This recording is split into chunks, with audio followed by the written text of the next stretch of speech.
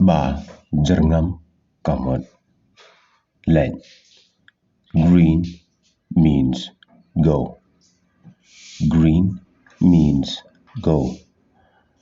Kaba stem kamut suki. Yellow means slow. Yellow means slow.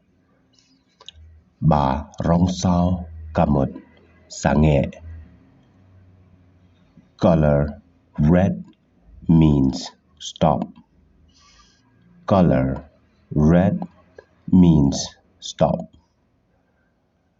Nga la ban yoi ya ka rong sun neng. I can see the sky color. I can see the sky color. Ka kendo rong kte. The brown soil. The brown soil.